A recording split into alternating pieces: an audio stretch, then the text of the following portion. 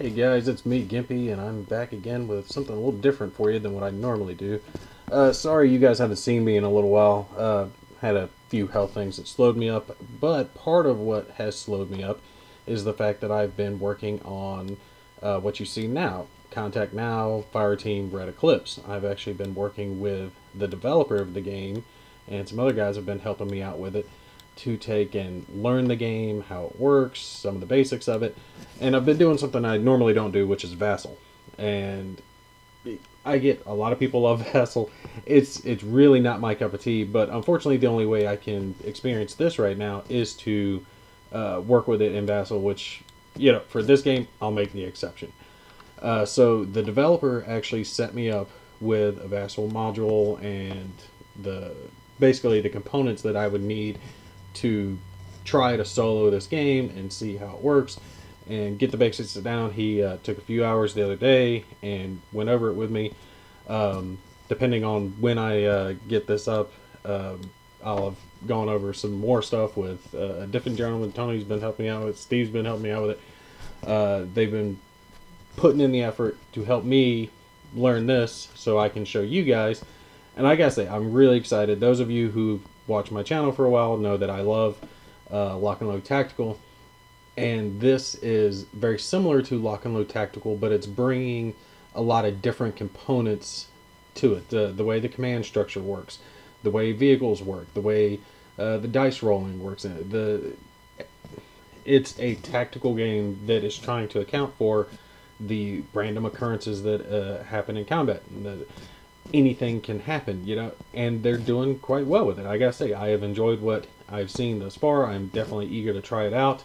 I see a lot of potential for this game in the solo community. Those who do enjoy playing solo, which I know there's plenty, you know, as well as my channel does. So I see this game going far. This video, I'm just going to show you guys a couple things and just kind of little basic, you know, some of the counters, things of that nature. You're not going to be able to see like an actual video. I'm going to have an image up.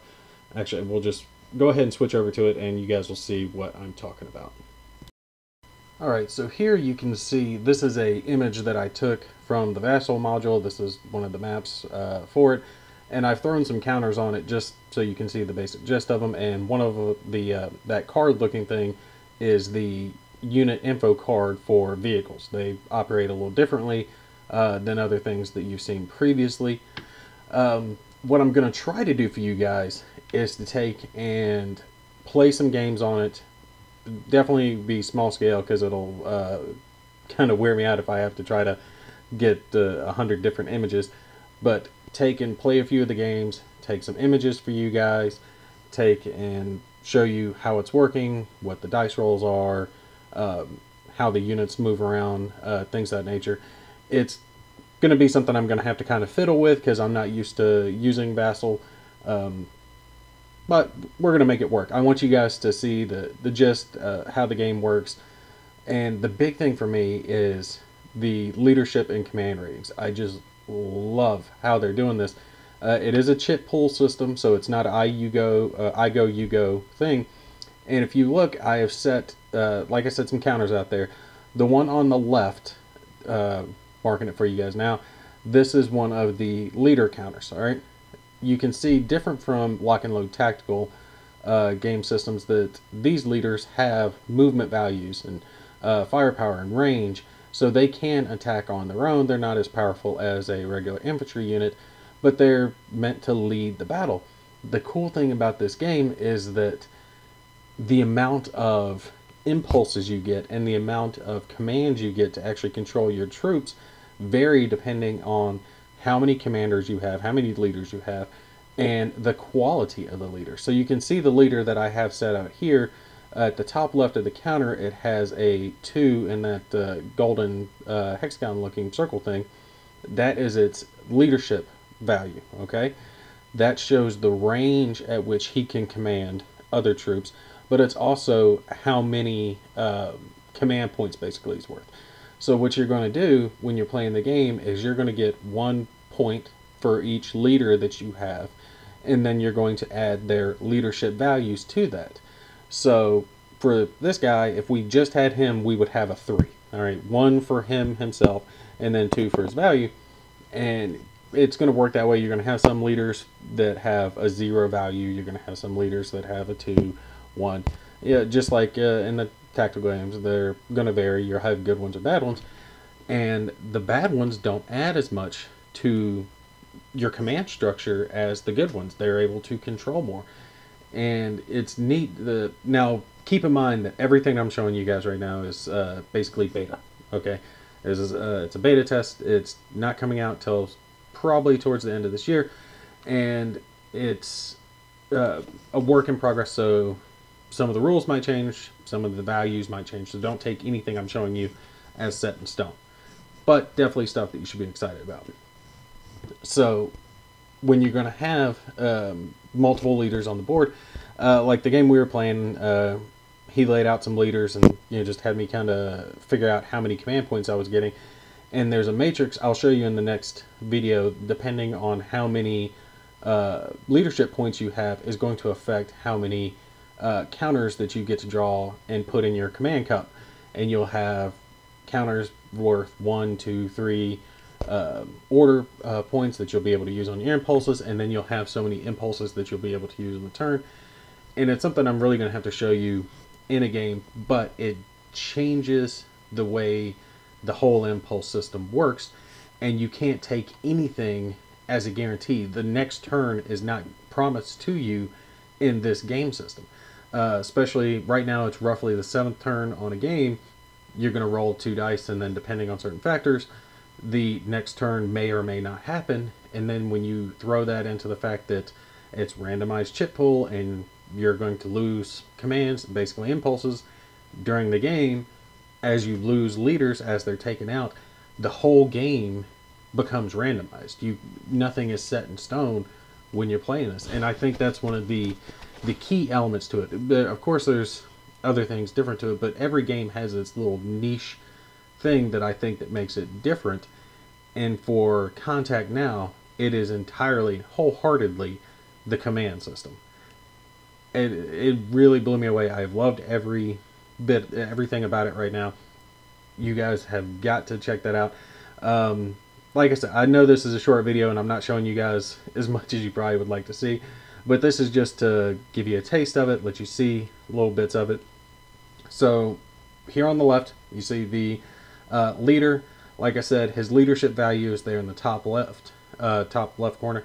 His morale, and the values there on the right on infantry. The top right is their morale. Beneath that is their firepower. Beneath that is their range. And beneath that is their movement factor. So similar to other combat games, with the exception of instead of being on the bottom, it's on the right side, but the same standard values that you've seen before. There to the right of the leader along the road, I threw down an infantry counter so you could see those. There is a experience system for the infantry. I'm not entirely positive on how that works because I don't have enough experience with that yet.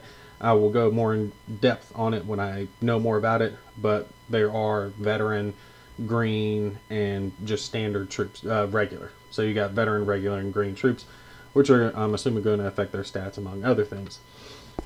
See, to the right of the infantry is a support weapon. You can see that they have the standard stats of firepower and range, but they also have weight values. So depending on the weight of a support weapon is going to affect who can carry it, how many they can carry, things of that nature. Again, we'll cover that later.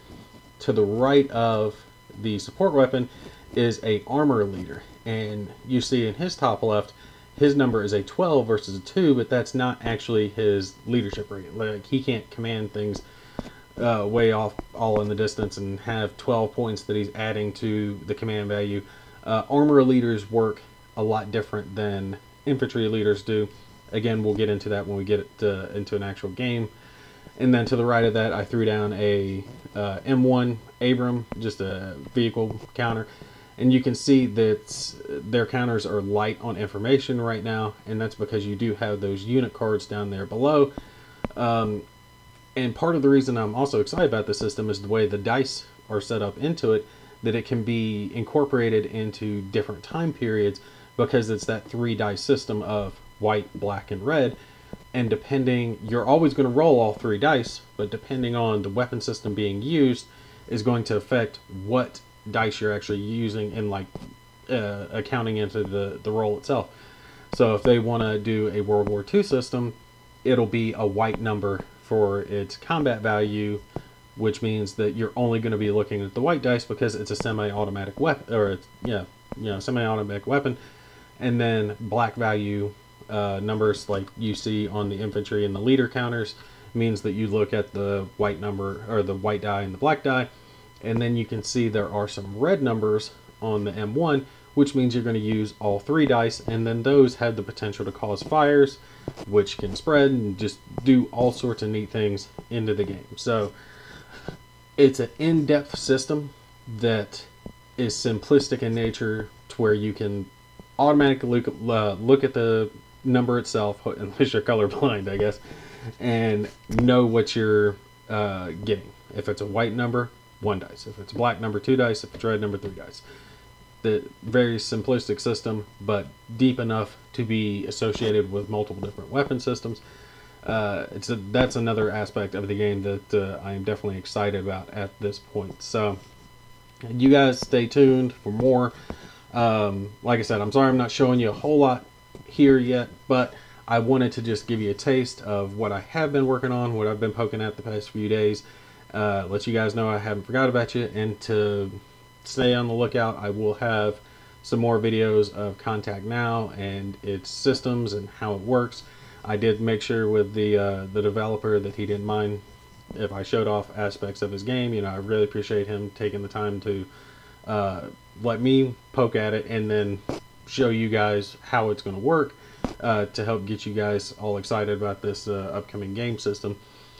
And if you played a tactical game before, you're going to be able to pick this up and understand it within a short period of time. Because, I mean, yeah, we talked for a couple hours going over stuff, but a good chunk of that was just how to use the vassal system, since that was something that was newer to me. When it actually came into the game system itself, it's not hard to pick up. You know, he's going for streamlined system that's intuitive, that makes sense without a whole lot of complicated nitpicky rules on top of it. And I gotta say, I like what I've seen thus far on it, and I am way excited for it to hit the tables. Unfortunately, it's going to be a little bit down the road, but it'll be here before you guys realize it. Until then, I will keep putting out videos here and there, showing you guys some more of the systems, setting up some basic combat, you know, just maybe a leader and a couple of stacks of infantry versus some of the Russians. That's what I've got, is the World War III version of it, just to kind of show you how it's going to work when the game actually does come out.